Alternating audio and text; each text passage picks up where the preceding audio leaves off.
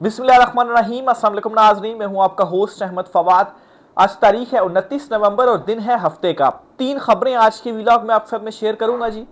पहली बड़ी breaking news और एक्सक्लूसिव स्टोरी आपके साथ मैंने ये शेयर करनी है कि ये इतने दिनों से जो नोटिफिकेशन का मामला फंसा हुआ था, इतने दिनों से जो गुत्थी सुलझ नहीं रही थी, वो गुत्थी सुलझ गई है।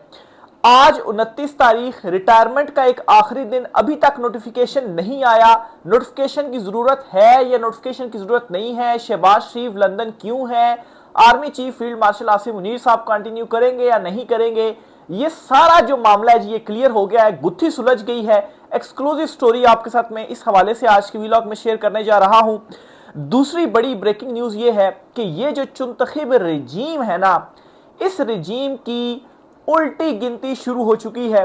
अब वो एक लफ्ज कहा जाता था ना जी कि सुबह गया या शाम गया, तो इस चुनतखिब हुकूमत के ऊपर आप ये मुहावरा लागू कर दें, सुबह गई या शाम गई। इस पर भी कुछ अहम तरीन एक्सक्लूसिव डिटेल्स हैं जी, आपके साथ में शेयर करूंगा कि अंदर से क्या परेशानी है। और फिर जी आलमी इदारे भी इस रजीम के ऊपर चार्जशीट लगा रहे हैं। एक सिटिंग जनरल, लेफ्टिनेंट जनरल जो हैं, उन्होंने एक बड़ी जो चार्जशीट है जी वो लगाई है।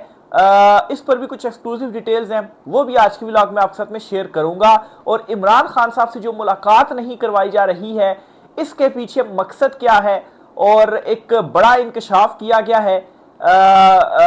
हबीब अकरम साहब जो सीनियर जर्नलिस्ट हैं, उनकी जानिब से, इस पर वो भी आपके साथ में शेयर करूंगा कि मुलाकात ना करवाने का जो मकसद है वो ये है कि हम खुद मुलाकातें करें इमरान खान साहब से और कोई जो डील है वो हासिल करने की कोशिश करें। इस पर भी कुछ एक्सक्लूसिव डिटेल आपके साथ में शेयर करूंगा। पहली खबर तो जी आपसे जो शेयर करनी है वो आप सुन ले जी, नोटिफिकेशन से रिलेटेड। ठीक है जी, कि नोटिफिकेशन का मामला क्या है, अभी तक हो क्यों नहीं रहा, होगा कि नहीं होगा, शहबाज शरीफ लंदन में है, साइन कौन करेगा, मौजूदा फील्ड मार्शल आसिम मुनीर साहब जो हैं वो कंटिन्यू करेंगे या नहीं करेंगे। आज 29 तारीख है, आज उनकी रिटायरमेंट का दिन है, तो क्या होने वाला है। ये एक वकील हैं जी, उनकी जानिब से ये ट्वीट किया गया है, ये मैं आपके सामने रखने जा रहा हूं। इससे सारे का सारा मामला आपको क्लियर हो जाएगा और ये पूरी सरार खामोशी है ना, आपको समझ में आएगी जी कि ये जो इतना ज्यादा हवा बनाकर इतने दिनों से पेश किया जाता, असल में बात बीच में से ये निकली है। आज से फील्ड मार्शल आसिम मुनीर अगले 2 साल यानी 29 नवंबर 2027 तक के लिए पाकिस्तान के तमाम फोर्सेस के चीफ ऑफ डिफेंस स्टाफ की हैसियत से अपने फराइज सर अंजाम देंगे। वो अगले 2 साल यानी 29 नवंबर 2027 तक आर्मी चीफ और चीफ ऑफ डिफेंस फोर्स रहेंगे। नवंबर 2024 को होने वाली कानून साजी के बाद सर्विसेज चीफ्स की मुद्दत मुलाजमत 5 साल मुकर्रर हो चुकी है, जिस पर अमल दरामद जारी है। एयर चीफ जहीर अहमद बाबर सिद्धू इसी कानून के तहत अपनी फराइज सर अंजाम दे रहे हैं, जिनकी तकर्री 9 मार्च 2021 को हुई थी। 1 साल की एक्सटेंशन मिली थी जो 19 मार्च 2025 को खत्म हो रही थी। अब कानून साजी के जरिए सर्विसेज की चीफ की मुद्दत 5 साल होगी। तो इस कानून के तहत एयर चीफ जहीर बाबर सिद्धू 19 मार्च 2026 तक अपने फराइज सर अंजाम देंगे। एयर चीफ जहीर बाबर सिद्धू के लिए किसी नए नोटिफिकेशन की जरूरत नहीं पड़ी, जो राइज कानून के तहत 19 मार्च 2026 तक है। इसी तरह फील्ड मार्शल आसिम मुनीर भी 29 नवंबर 2027 तक अपने फराइज सर अंजाम देंगे, किसी एक्सटेंशन या नए नोटिफिकेशन की जरूरत नहीं पड़ेगी। तो ये एक मामला जो है वो जी क्लियर कर दिया गया है और एग्जाम्पल के साथ बता दिया गया कि उनका भी इसी तरह से हुआ था। और अब आर्मी चीफ जो हैं जी मौजूदा आसिम मुनीर साहब, उनका भी ये मामला है कि 2027 तक वो रहेंगे, इसके लिए नोटिफिकेशन की जरूरत नहीं है।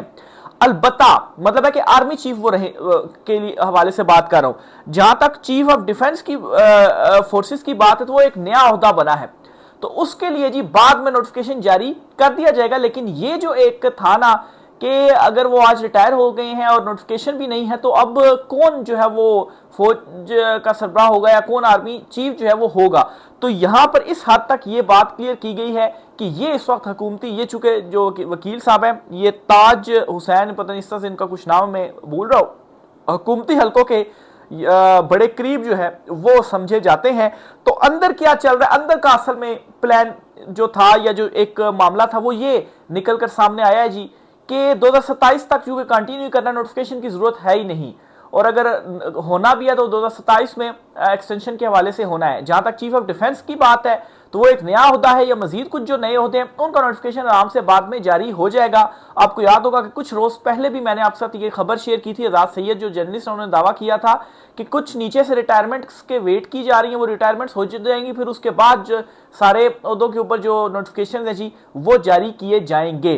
तो एक तो इस हवाले से ये चीज है जी जो आपके साथ मैंने क्लियर करनी थी। फिर इसके साथ ही आपको ये बताता चलूं कि एक तो ये मामला हो गया। दूसरा ये जो चुंतखिब रजीम है ना, सुबह गई ये शाम गई, ये अब तय हो गया कैसे। एक सिटिंग जनरल साहब हैं जी एक अहम ओहदे के ऊपर, उन्होंने देखे कि क्या स्टेटमेंट दी है। इनके करीबी जो सहाफ़ी हैं वो सुहेल राइस साहब, वो कॉलम क्या लिख रहे हैं, वो कॉलम का भी कुछ पार्ट्स आपके सामने मैं रखूंगा। पहले तो ये जनरल साहब जो हैं ये आप देखिए जी कि अच्छा, इसको मैं थोड़ा सा कंपेयर करूंगा नवाज शरीफ के हवाले से भी। National coordinator SIFC lieutenant general Sarfraz Ahmed ने कहा है मालियाती हालत का सत्यानाश कर दिया गया। Governor State Bank Jameel Ahmed कहते हैं माशी जो एक जो तकाजे थे वो पूरे करने के काबिल नहीं है, हुकूमती अखराजात पर कंट्रोल नहीं। मशीर तवानाई मोहम्मद अली ने बताया गवर्नेंस के मसाइल सरमायाकारों के एतमाद में कमी की वजह हैं।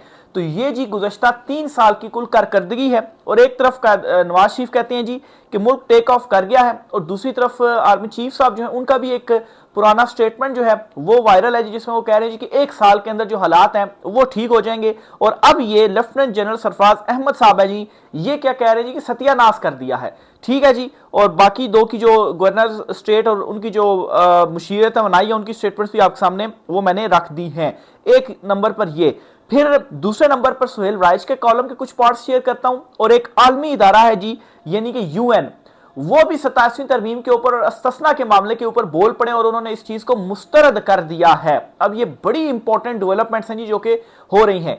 एक तरफ आप देखें कि जब ये हुकूमत ने तय कर लिया नोटिफिकेशन की जरूरत नहीं, 2027 तक कंटिन्यू करेंगे, तो मामला जो है वो थोड़ा सा हो गया है, यानी कि कमजोरी की तरफ गया है। जो ग्रिप है वो कमजोरी की तरफ गई है, क्योंकि अगर नोटिफिकेशन नहीं होना बाद में होने हैं तो ये जो टाइम पीरियड है बड़ा इंपॉर्टेंट है। और इस टाइम पीरियड के ऊपर ये रिएक्शन जो अंदर से आ रहा है ना, ये भी बहुत ज्यादा इंपॉर्टेंट है। अब इसमें मतलब है कि आगे वो मैं समझता हूं जी कि वो मजबूती या वो ग्रिप नहीं होगी जो कि अभी तक रही है। बहरहाल जी, पहले तो सुहेल राइज का जो कॉलम है ना जी उसके कुछ पार्ट्स में आपके साथ शेयर करना चाहता हूं। वो कहते हैं कि आइन में की गई तरमीम 1973 के मुतफिका आइन की रूह के मुनाफी है। 1973 का आइन कौमी, मजहबी, सियासी और गैर सियासी आरा के इतफाक का नाम है। क्या 26वीं या 27वीं तरमीम पर कौमी इतफाक राय हासिल किया गया? क्या 106 साल की जदोजहद के बाद हमने दोबारा 1919 में वापस जाना है? क्या फिर से रोल्ड एक्ट आने हैं और क्या फिर से एक नया दायरे का सफर शुरू होना है? क्या मुस्लिम लीग नून और पीपल्स पार्टी को मालूम नहीं हो रहा कि अदलिया की आजादी, पार्लिमान की खुद मुख्तारी और सिविलियन हकूक का बदतरीज सरेंडर हो रहा है? ये सुहेल राइज जो हैं जी वो इनके ऊपर सवाल उठाना शुरू हो गए हैं। तो जब यहां से ये चीजें आ जाए ना तो फिर समझ जाएं जी कि ये इनका टाटा बाबाई जो है वो हो रहा है। मजीद वो लिखते हैं इस खित्ते के लोग जमहूरी ख्वाब में जिंदा हैं। अब ऐसा लग रहा है कि यह ख्वाब टूट रहा है। इक्तदार में मौजूद सियासी क़यादत जमहूरियत का सरेंडर करती जा रही है। क्या नून लीग और पीपल्स पार्टी को मालूम नहीं कि अदलिया की आज़ादी, पार्लिमान की खुद मुख्तारी और सिविलियन हकूक का सरेंडर हो रहा है? फिर वो कहते हैं जी मजीद के आने वाले दिनों में हुकूमत में शामिल सियासतदानों को मजीद सरेंडर करना पड़ेगा, क्योंकि इनकी पोजीशन ऐसी है कि इसके अलावा इनके पास कोई चारा नहीं। वजह यह है कि दूसरी तरफ इमरान खान कोई कंप्रोमाइज नहीं कर रहे, इसलिए मौजूदा निज़ाम के साथ चलना हुकूमती जमातों की मजबूरी है। और ये जो मौजूदा निज़ाम है ना जी, इसके अगेंस्ट भी जो चार्जशीट है वो लग चुकी है और मौजूदा निज़ाम भी आप देखेंगे कि जल्द जो है वो गिरने जा रहा है। अब जी आपके सामने जो एक यूरोपीय यूनियन है उसकी मैं रिपोर्ट रखता हूं जी। एक तो उस रिपोर्ट के अंदर इस 27वीं तरमीम को मुस्तरद किया गया है। यूरोपीय यूनियन ने पाकिस्तान से GSP प्लस 27वें कन्वेंशन पेशरफ्त बारे में 100 से सवालात जो है वो पूछ लिए। ये सवालात पीका एक्ट, इंसानी हकूक की खिलाफ वर्जियों, मीडिया की आज़ादी से मुतल्लिक हैं। यूरोपीय यूनियन पाकिस्तान में सियासी माहौल, खसूसन इमरान खान पर जो सवालात हैं जी वो पूछने से गुरेजा हैं। मैं इमरान खान साहब से मुतल्लिक तो नहीं पूछ रहे, क्यों नहीं पूछ रहे? आप देखेंगे सारी आलमी सतह के ऊपर खामोश है इमरान खान साहब के मामले के ऊपर। लेकिन ये भी चलें, ठीक है, लेकिन जो दूसरी तरफ चीजें हो रही है ना, कि मैंने आपसे ये बात की थी कि माइशत नहीं चल रही, दीगर सिस्टम जो है वो नहीं चल रहा, तो लोग अगर इमरान खान साहब के लिए नहीं भी निकलेंगे ना, जब उनके बच्चे भूखे मरेंगे तो फिर वो क्या करेंगे? फिर तो निकलना ही पड़ेगा ना। जब अपनी जान के ऊपर बंद पड़ेगी तो फिर तो निकलना ही पड़ेगा ना। तो वही इमरान खान साहब भी तो यही बात कर रहे हैं ना कि आज नहीं निकलोगे, कल को तुम्हारे घर में आग पहुंचेगी तो फिर क्या करोगे? तो उसी तरफ जो सूरत हाल है वो जा रही। अब आप देखें कि वही यूरोपीय यूनियन, ये बड़े इंसानी हकूक के जो चैंपियंस हैं जी, वो बनते हैं, इमरान खान साहब के मामले के ऊपर तो नहीं बोल रहे। लेकिन क्या है, अब ये जो मजीद चीजें हो रही है ना, पीका एक्ट हो गया, इंसानी हकूक की खिलाफ वर्जियां, मीडिया की आजादी वगैरह, इस सारी चीजों के ऊपर बोलना पड़ रहा है, मजबूरन जो सवाल है जी वो पूछना पड़ रहे हैं। तो मतलब है कि ये जो हालात की ग्रिप है ना, ये जो एक इनकी पकड़ आ गई है ना, वो अब इस पकड़ से ये बच नहीं सकेंगे। जो जुल्म जबरदस्तायत कर ली है, और ऊपर से मसला ही हो गया ना कि माशत भी नहीं चल रही है। सिटिंग लेफ्टिनेंट जनरल है जी, जो कि ये बात कर रहे हैं SIFC के जो हैं, और फिर बाकी जो बात कर रहे हैं जी कि क्या सत्यानाश जो है वो कर दिया है। पहली मरतबा ऐसा हुआ कि इमरान खान के ऊपर इल्जाम नहीं लगाया गया, अपने ऊपर ही लिया गया, मौजूदा रजीम के ऊपर ही लिया गया जी कि आपने जो सत्यानाश है वो कर दिया है। दूसरी तरफ नवाज शरीफ का ये जो मुतालबा है जी कि जिसमें इनडायरेक्टली वो साबिक आर्मी चीफ बाजवा की तरफ इशारा करेंगे, उनके खिलाफ भी जो कार्रवाई है वो होनी चाहिए। तो ये भी बड़ा मानी खेज है कि वो किससे ये जो मुतालबे हैं जी वो कर रहे हैं, उन्हीं की हुकूमत है, आपने करने हैं कार्रवाइयां वगैरह, तो कानून के मुताबिक आप जो खुद है वो कार्रवाइयां करें, मुतालबे आप किससे कर रहे हैं। फिर इसी तरह से जी एक और खबर भी आपके साथ में शेयर करता चलूँ जी, ये बेसिकली जर्नलिस्ट हैं, उनकी जानिब से एक ट्वीट किया गया है, और सारी जो ये कुछ दिनों के अंदर डेवलपमेंट्स हुई है ना, इन सारी डेवलपमेंट्स को इकट्ठा जो है वो किया गया, और इशारतन क्या बात की गई है मैं आपके सामने रखता हूं। सुहेल वड़ाइच का रुकावटें हटाने वाला मजमून, फिर मीडिया पर अचानक मैशत पर बहस शुरू होना, अब मोहसिन नकवी के दस्ते रास गोहर इजाज और SM तनवीर की लाहौर में प्रेस कॉन्फ्रेंस, और वही मौजू खराब मैशत, अब सुहाने पर सुहागा SIFC के national coordinator lieutenant general Sarfaraz की गुफ्तगू। इफ्तिखार आरिफ ने कहा था ना, कहानी आप उलझी है कि उलझाई गई है, ये अड्डा तब खुलेगा जब तमाशा खत्म होगा।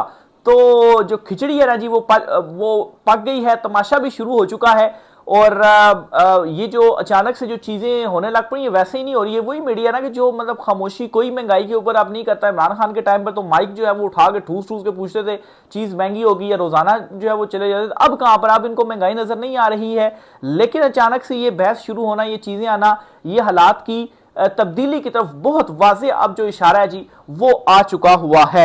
आखिर में जी इमरान खान साहब से जो मुलाकात का मामला है, इस पर भी खबर आप साथ में शेयर करता चलो जी। हबीब अकरम साहब की जानिब से एक बड़ा इंकशाफ किया गया, और वो ये कहते हैं कि कहीं ऐसा तो नहीं है कि इमरान खान को आइसोलेशन में रखकर इनसे बातचीत हो रही है। इमरान खान जब किसी से बात कर रहे हों तो वो साथ साथ बताते भी हैं इमरान खान को किसी बात पर राजी किया जा रहा है। अब ठीक है, उन्होंने अपनी एक ऑब्जर्वेशन कहे, अपनी मतलब है कि उन्होंने राय या इंकशाफ जो है वो किया है कि कहीं ऐसा तो नहीं। इसको अगर हम थोड़ा सा वैसे ही अपने जहन में अगर हम सोचें तो इस चीज में लॉजिक जरूर नजर आती है। ठीक है, खबर नहीं है, कोई मालूमात तो नहीं है कि ऐसा हो रहा है कि नहीं हो रहा, लेकिन लॉजिकली देखा जाए तो ये बात दुरुस्त मालूम होती है। दुरुस्त कैसे मालूम होती है कि देखें, ये जो सिस्टम है ना ये नहीं चल रहा है। आपने सब कुछ करके देख लिया, आपने समझा जी कि हम जुल्म जबरदस्तियत करके इमरान खान को चुका लेंगे और वही पुराना स्क्रिप्ट जो है वो दोहराते रहेंगे, लेकिन वो चीजें नहीं हुई। इमरान खान को आपने जो है वो जेल में बंद कर दिया, उसके बाद खुद चलाने की कोशिश की तो चल नहीं रही। इवन कि आलमी सतह के ऊपर वादे वही सारी चीजें करने के बावजूद भी जो है वो आपसे नहीं चल पा रही हैं चीजें, और आपको ये मालूम है कि जो रेत है हमारे हाथ से गिरती जा रही है, और जितना हम मजबूत करने की कोशिश करते हैं मुट्ठी को, उतना ही रेत तेजी से नीचे जो है वो गिर रही है। तो अब जी इसमें लॉजिक ये नजर आती है कि कोशिश ये की जाए कि हल रास्ता सिर्फ ये कि इमरान खान साहब से ये डील हासिल कर ली जाए कि खान साहब आप हमें कुछ नहीं कहेंगे, आप आए सिस्टम चीजें वगैरह चलाएं, लेकिन हमें आपने जो है वो कुछ नहीं कहना है। यानी कि आप देखेंगे इस्तिस्ना के बावजूद भी अगर इस किस्म की चीज चल रही है तो इमरान खान साहब तो फिर जीते हुए हैं, और मुखालफिन ने शिकस्त तस्लीम कर ली है। मतलब वो शिकस्त खोदा हो चुके हैं, सिर्फ तस्लीम करने से वो इसलिए डर रहे हैं जी कि मतलब चूंकि ताकत है ना, उसका आखिर तक जो इस्तेमाल है वो तो जरूर करना ही करना है। तो बहरहाल इमरान खान साहब इसके ऊपर शायद मान नहीं रहे। इमरान खान साहब कह रहे हैं नहीं, एहतसाब और इंसाफ जो है वो तो होगा ही होगा, और बैरकों वापस भी जाना पड़ेगा, कुछ इस किस्म की भी जो चीज़ है वो हो सकती है। और इसी वजह से इमरान खान साहब से मुलाकात नहीं करवाई जा रही कि खान साहब से मुलाकात करवाई जाती है तो खान साहब सब कुछ बता देते हैं कि बाहर जाएं और पब्लिक को ये बातें बता दें, तो जब पब्लिक को पता चलता है तो हमारे भांडे जो है वो फूट जाते हैं। इसलिए खान साहब से मुलाकात ही ना करवाई जाए, हम अपने जो मामलात हैं वो सेटल करें, दबाव वगैरह डाल दें, कह दें तनहाई में रखें, हैं जो सारी चीज़ें हमने करनी है। लेकिन इमरान खान साहब ना पहले माना और ना इमरान खान साहब जो है वो अब भी मानेंगे। वो डटे हुए हैं जी अपने हकीकी नज़रिए के ऊपर। राय का इज़हार कीजिएगा। आज की व्लॉग से इतना ही, इजाज़त दीजिए, अल्लाह हाफिज़।